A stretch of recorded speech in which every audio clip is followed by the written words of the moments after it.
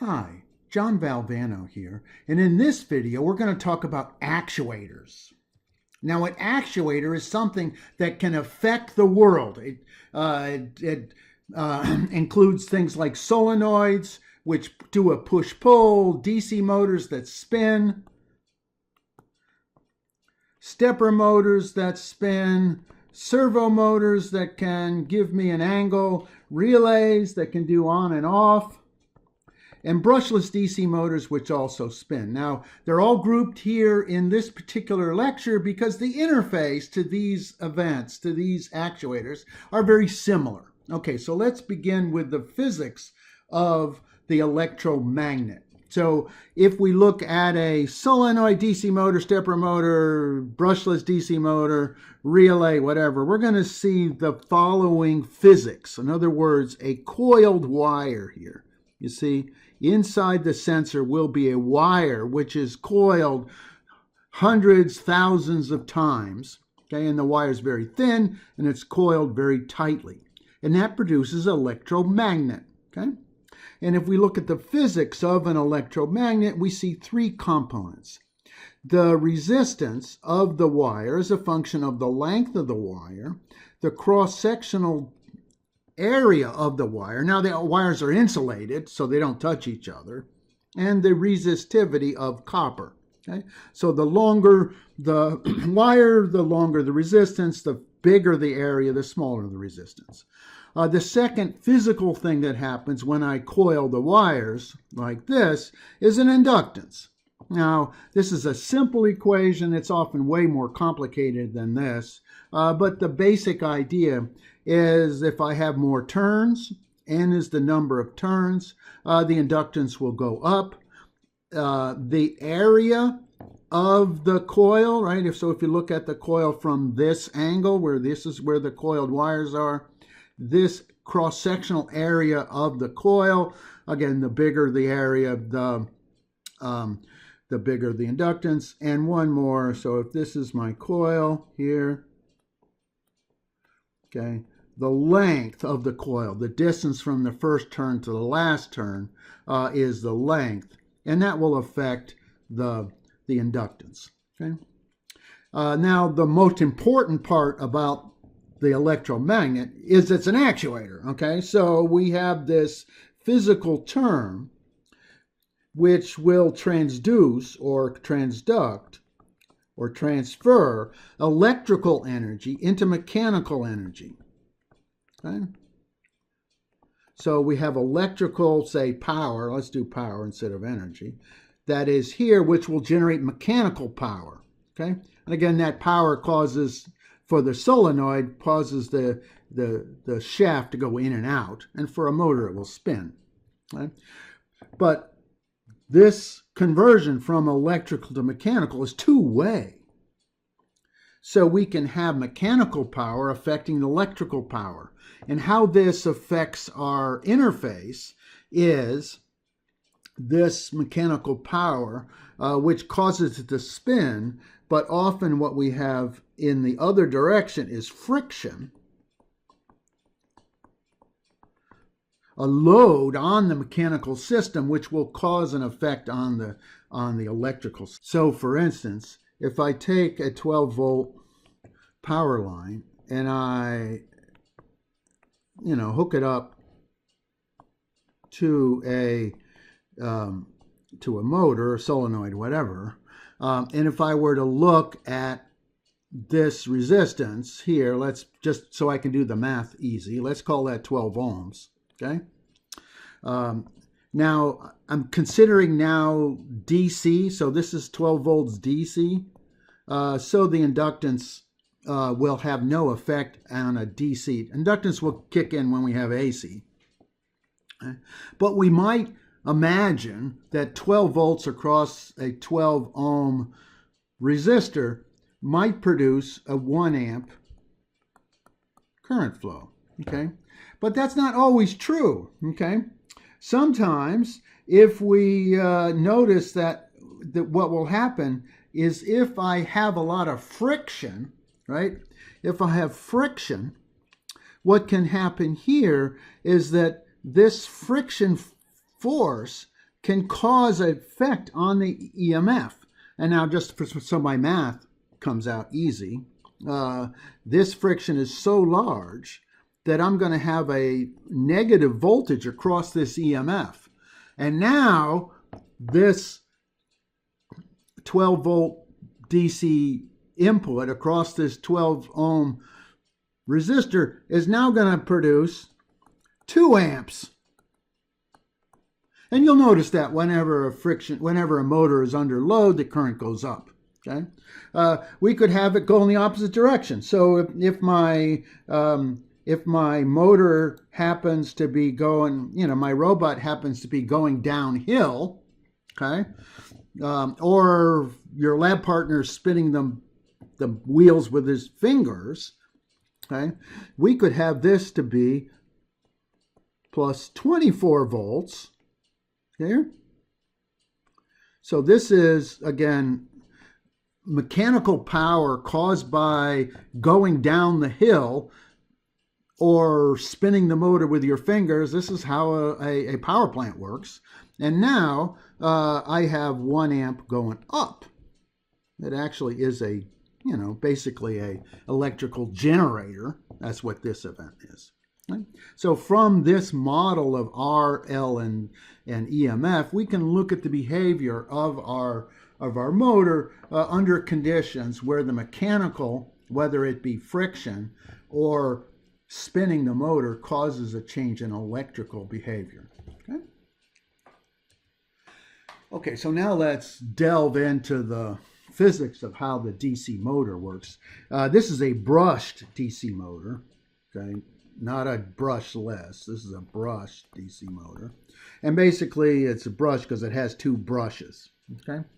So if we look at a motor, we can see 2 things. One thing that stays, that's called the stator, and one thing that spins,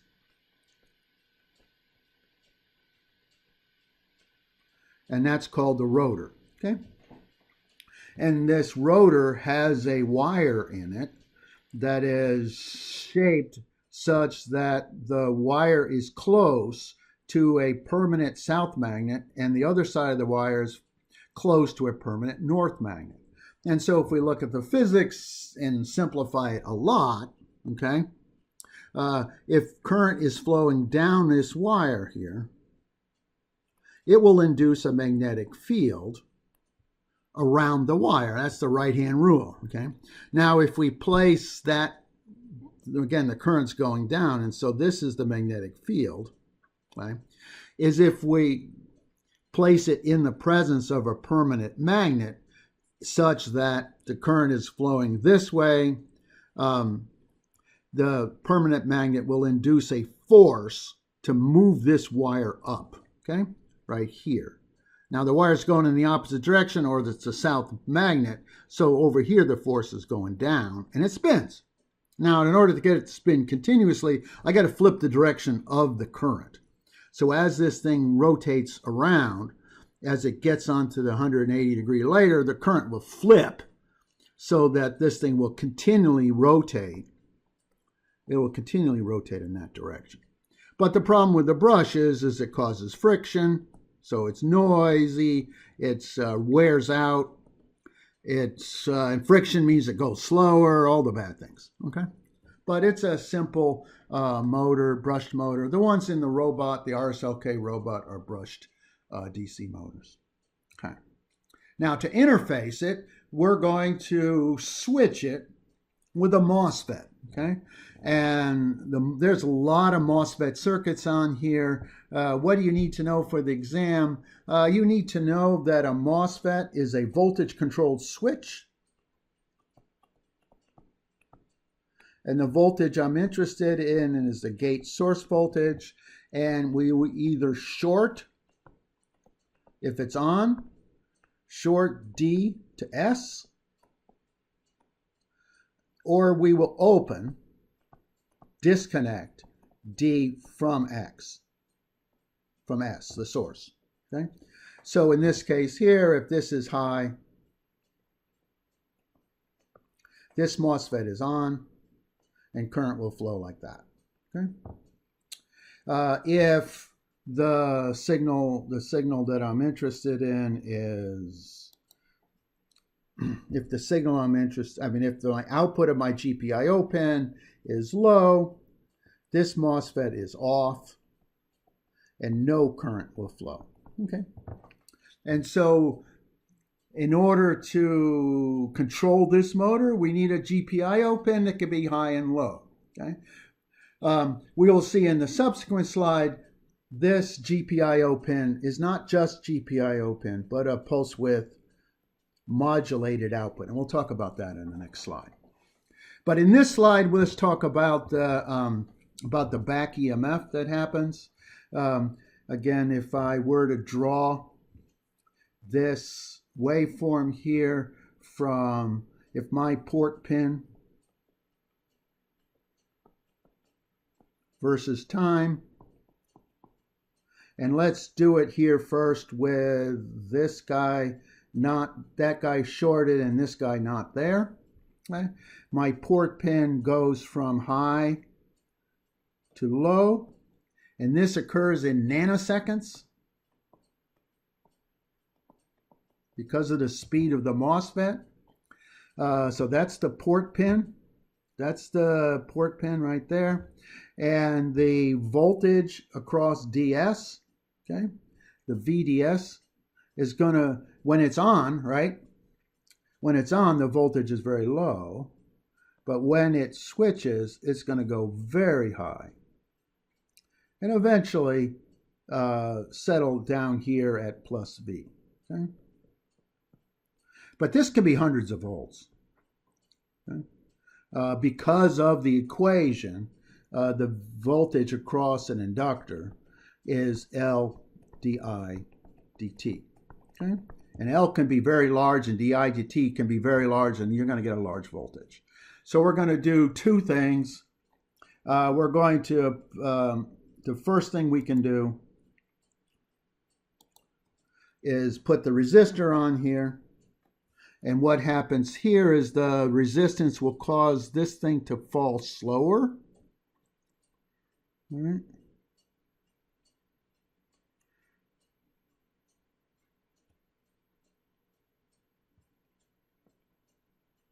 This is the gate source voltage, will fall slower. And so again, that's the port pin. And this thing will be not as high, okay, because it is slower. And then we'll do one more thing. We will add the snubber diode. Okay, I need red. Okay, I'm going to add the snubber diode here. And what will happen here is it will clip, right?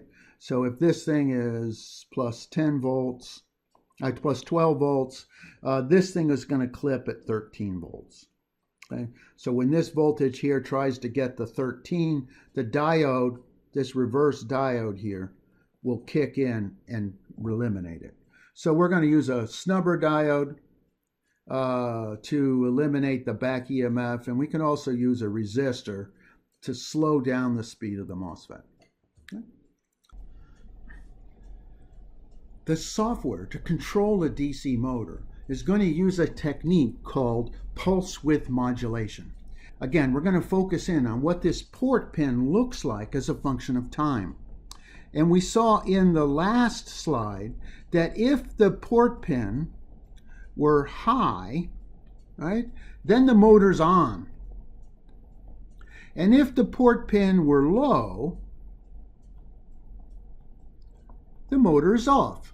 But what we can do to allow the software to control the energy, the power delivered to the motor, is turn it on and off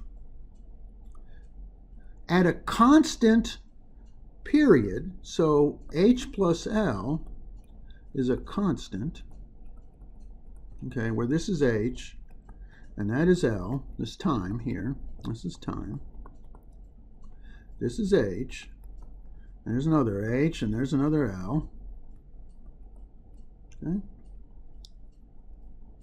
So we're going to turn it on and off very fast and fix the period, okay, H plus L. Okay, the period is going to be fixed. And we're going to choose this period, right? We're going to choose this period to be somewhere less than the time constant of the motor. So, for instance, if the time constant of the motor, okay, if the time constant of the motor is 10 milliseconds, I'm going to run my PWM at 1 millisecond, okay? And if the period is small compared to the time constant of the motor will actually respond to the average amount. This is the apparent effective power to the motor.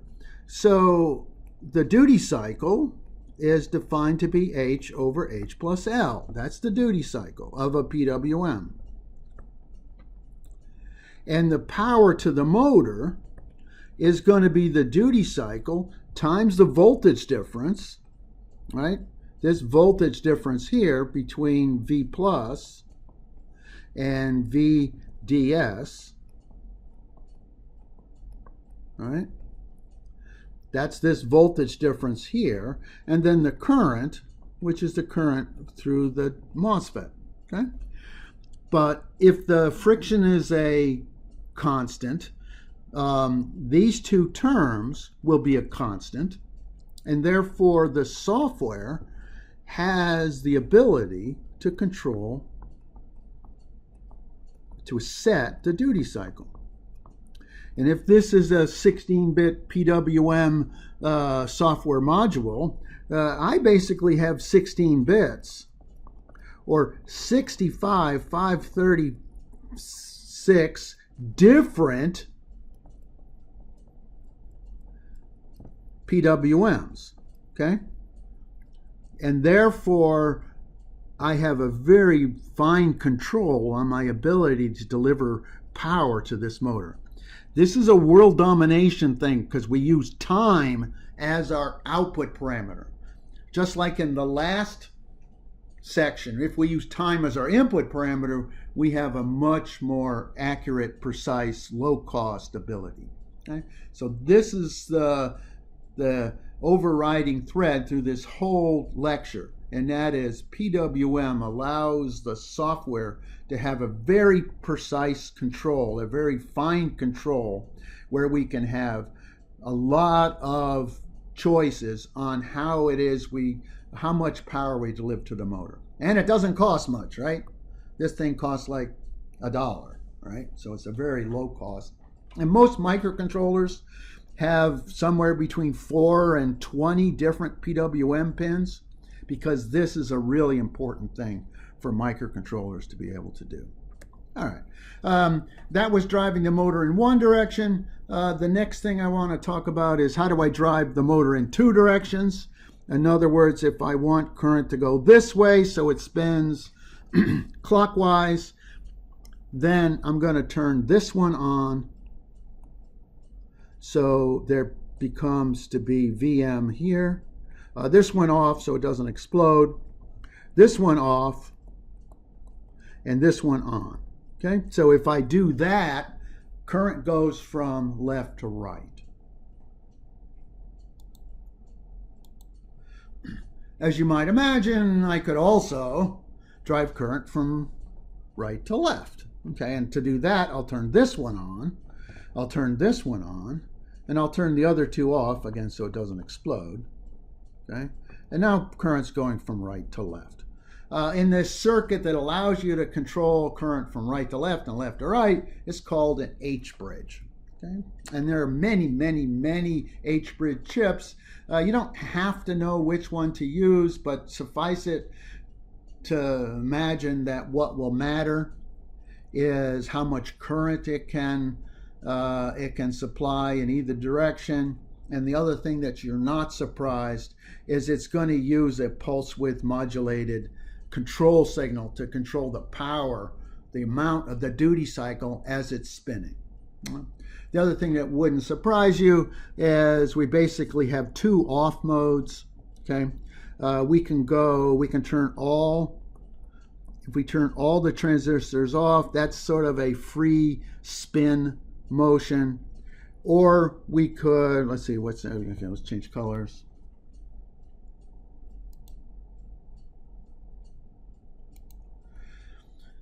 Or we could turn these two on and those two off.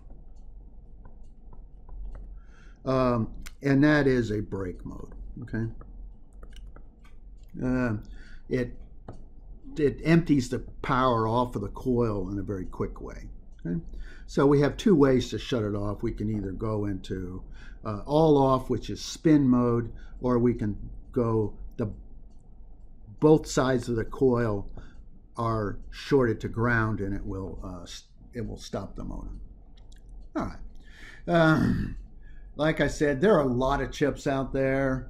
Here's one that's got 2 H bridges in it, but it can only generate 1 amp.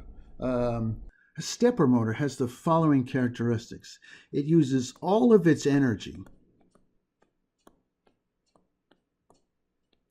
to stop. Now, you know, well, why would you do that? Well, it allows you to control the angle. Okay? So in a situation where I care about the angle, you see the angle here, right?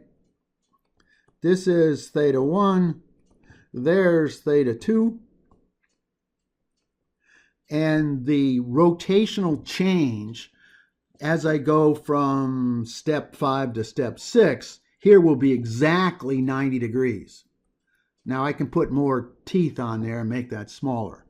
But if I'm interested in controlling the angle of the motor, an example of this is pushing paper through a printer. The other example of this is spinning a physical hard drive. In a physical hard drive, the angle determines what sector is under the read-write head. And so in that case here, we're not trying to spin the motor fast. We're trying to spin the motor in such a way that my angle is fixed. And if you want to see more about stepper motors, go ahead and click on that link. And what you will see is the software outputs a sequence of 5, 6, 10, 9. This is the 5 state. And the 5 state causes this guy to go in south mode, and this guy to go, no, the other way around. This guy to go to north mode, red meaning north.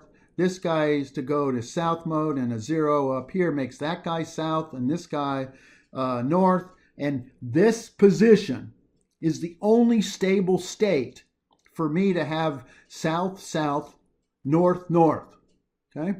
But if I change from a 5 to a 6, 2 of those electromagnets will switch. Such now I have a south-south here and a north-north, and now this is a new stable state. And as I drew in the last picture, that change in angle is exactly 90 degrees. So if I go from 5 to 6, 6 to 10, 10 to 9, and I repeat it over and over again, okay? 5, 6, 10, 9, my motor goes to exactly one of 4 stable states. Now, if I have more teeth and more coils, I can change the step size to be down, say, an order of tenths of a degree. Now, the interface of a stepper motor is just like the interface of a DC motor. I do need to control the currents, okay? And so I can change the current on coil A to go up or down, right? And like I said, there are 2 coils, the A and the B, in a stepper motor. And my pins are going to go like this one over here. These four pins here are going to go through that sequence of 5, 6, 10, 9. All right. The next motor we're going to do is a servo.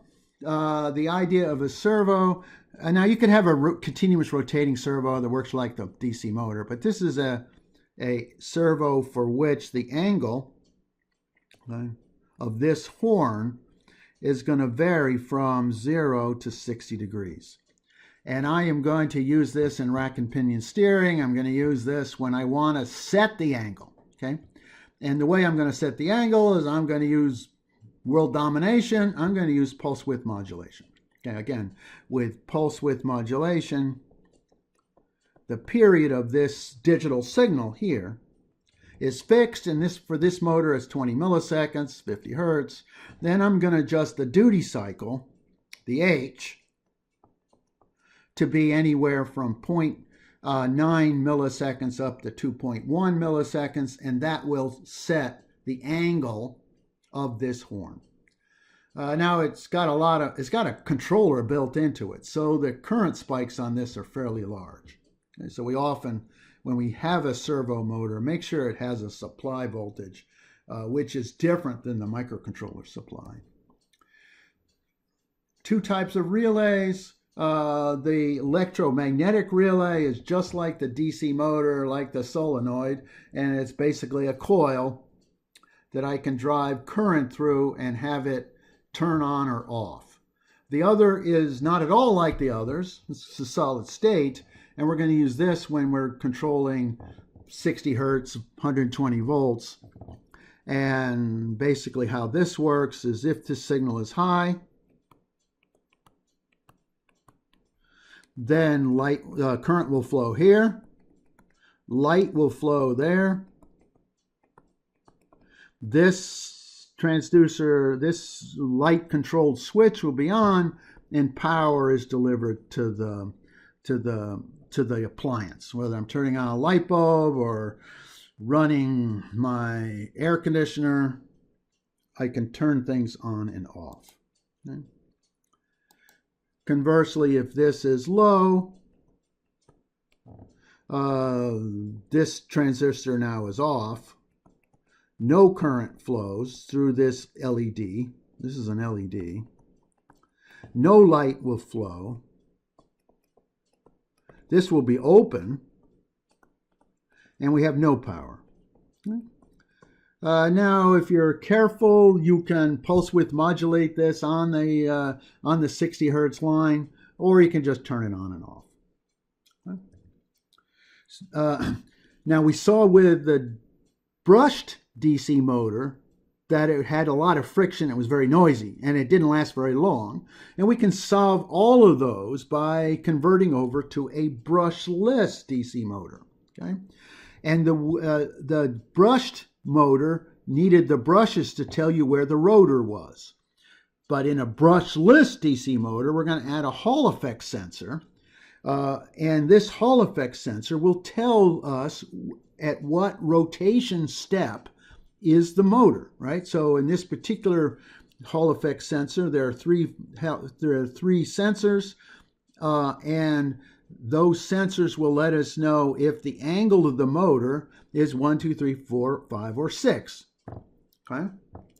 And what the brushes did in the brush DC motor is flip the current as needed. But what the Hall effect sensor does in a brushless DC motor is change the direction of the current through the coils. Now, in this motor, there are 3 coils named A, B, and C, and there are 6 steps. It's not a stepper motor. This is a DC motor, and the speed is going to be determined by the power into the motor and not the time of the steps. But we have 6 steps, so if the Hall effect sensor sees a 1, we're going to drive current that way.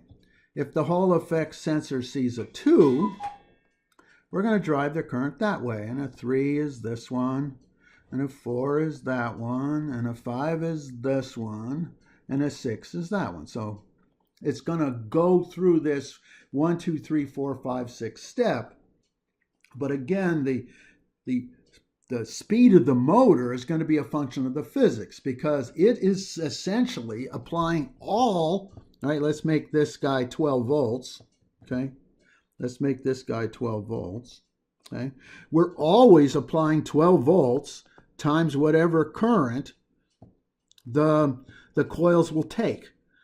And this is full speed, high, the highest, fastest it will spin. but the software can control it. And I want to zoom in on this part of this curve right there, okay, and redraw this. And so again, if this guy went from 12 volts, okay, I'm going to draw the steps here, right? If this guy goes on, off, on, off. Okay, so this is when it's high. And then it goes to a dot, high impedance. This is the high impedance on A. And then it goes to 0. Right? And so right here, you see I added PWM. H over H plus L. So when any of these signals are high, we're going to drive it with PWM. And now the power, just like the DC motor, is going to be the duty cycle, right? The times the total available power to the motor. So this way I have, again, world domination. My advice to you is if you really have a brushless DC motor, don't try to do this with bare transistors. Buy a controller that handles all of this interaction.